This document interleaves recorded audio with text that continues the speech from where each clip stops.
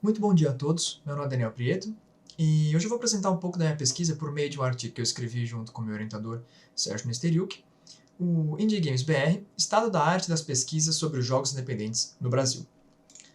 Antes de mais nada, eu gostaria de agradecer a CAPES, que tornou esse trabalho possível. Os Indie Game Studies fazem parte de um campo de estudo chamado Game Studies, né? Um campo de estudo que estuda os jogos como um artefato de mídia e cultural. Por se tratar de um trabalho num subcampo novo, de um campo de estudo novo, ainda existe muito desacordo e muitas diferenças de visões entre os pesquisadores. Por exemplo, não existe um consenso ainda sobre qual pode ser considerado o primeiro videogame de todos, que seria uma coisa de se imaginar simples de se estabelecer, mas não é. E, curiosamente, nesse campo cheio de desacordos, a academia concorda com o trabalho que deu início ao estudo dos jogos independentes. Em 2002, quando o Eric Zimmerman publicou o trabalho do Independent Video Games Exist. Nesse trabalho, o Zimmerman ele comparava os jogos independentes ao cinema independente e os jogos ao cinema e fazia uma provocação para que pesquisadores tentassem entender se os jogos independentes existiam de fato ou se não. E a partir desse trabalho surge o meu trabalho, o meu artigo, né?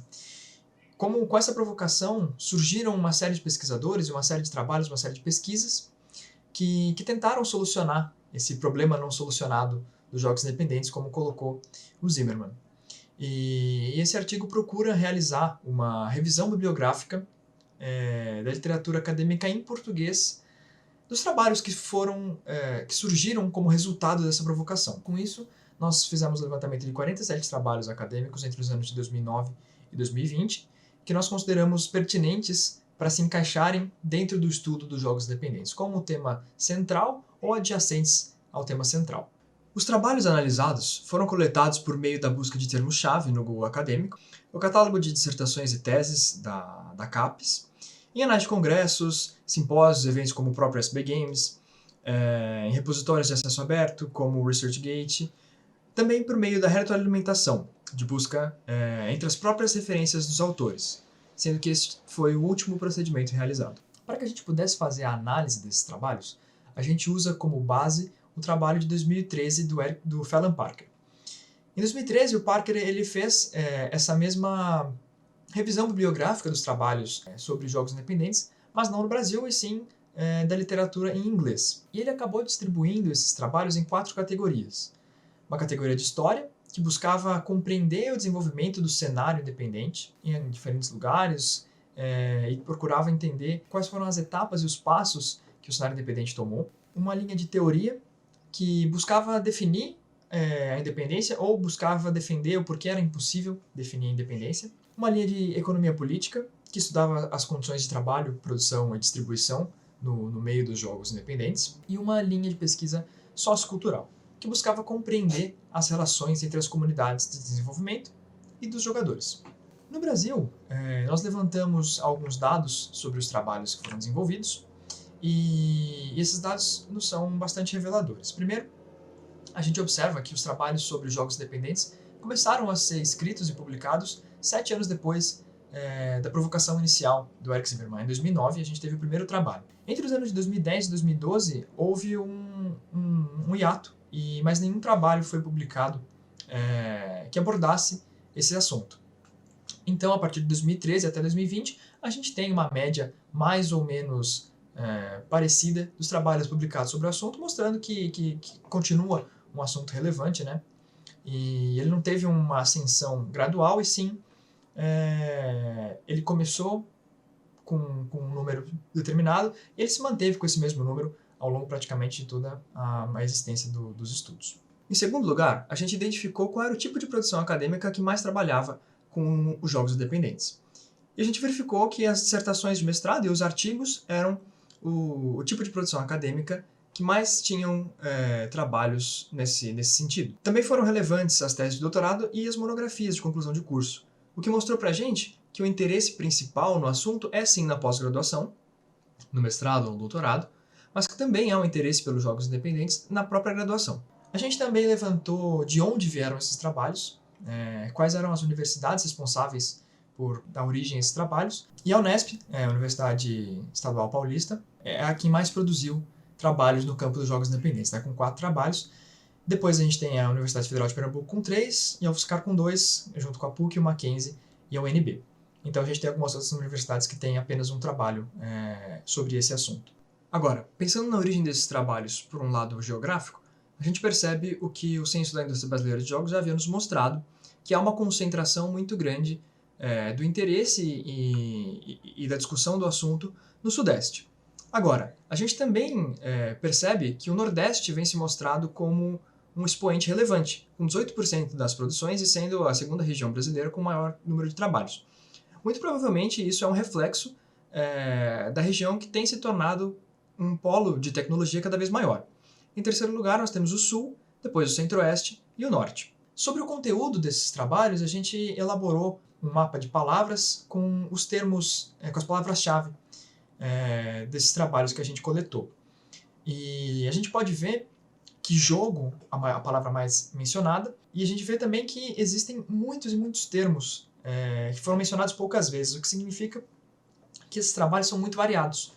E eles acabam abordando jogos independentes por diversos viés, atacando esse problema por diversos lados, né? E justamente por isso, a gente achou que era pertinente incluir uma 5ª categoria naquelas 5 categorias que o Parker tinha elaborado. São essas as categorias dele de História, Teoria, Economia Política e Sociocultural, e a gente propõe nesse trabalho uma categoria de curadoria. Isso porque a gente identificou que os trabalhos brasileiros eles têm uma preocupação bastante grande em analisar os jogos em si, os jogos como obra de arte, os jogos como produto independente, e não necessariamente analisar o contexto em que eles estão inseridos, mas sim analisar os jogos enquanto obra. Por isso a gente procura essa categoria de curadoria. Com isso, nós dividimos todos os trabalhos nas trilhas de pesquisa elaboradas por Parker e também na trilha de pesquisa proposta por esse trabalho, a trilha de curadoria. A gente pode observar que o caráter multidisciplinar dos jogos é transparecido nas pesquisas acadêmicas sobre jogos independentes. No gráfico à esquerda, a gente mostra quantos trabalhos se enquadraram em mais de uma trilha de pesquisa. A gente pode observar que a grande maioria dos trabalhos trabalha ou com 2 ou 3 trilhas de pesquisa.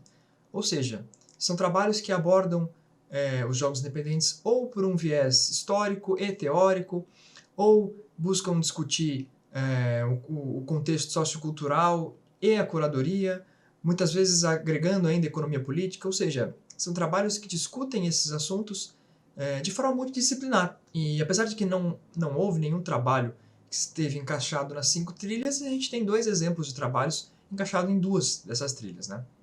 E apenas 5 que trabalhavam com uma trilha em específico.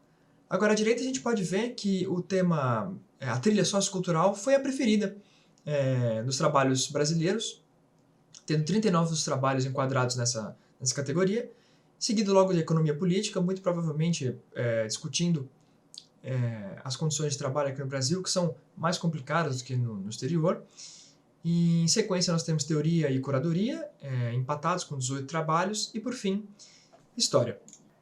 A gente espera que com esse nosso trabalho a gente possa fornecer um ponto de partida mais direcionado para próximas pesquisas que venham a discutir os jogos independentes no Brasil. Dessa forma, a gente espera que os próximos pesquisadores tenham acesso mais fácil aos trabalhos que lhes interessam. Por exemplo, um pesquisador que se proponha a discutir uma obra brasileira no futuro pode vir em nosso trabalho e encontrar outros autores que já falaram de jogos independentes na trilha de curadoria, por exemplo, e ter um acesso mais direcionado, mais fácil a esses autores. Assim, a gente espera que, eventualmente, a produção brasileira sobre esse assunto possa crescer e os jogos independentes sejam um tema mais discutido na academia. Ainda, mais especificamente para mim, esse trabalho agrega a minha própria pesquisa, que, num panorama maior, visa oferecer uma visão do cenário de produção independente no Brasil. Esse trabalho também é o primeiro de muitos outros passos que eu tenho dado na minha própria pesquisa, que visa oferecer um panorama do cenário de produção independente no Brasil. Muito obrigado pela atenção de todos. Caso alguém queira O contato meu e do Sérgio estão na tela, vocês podem enviar e-mail. E é isso, muito obrigado.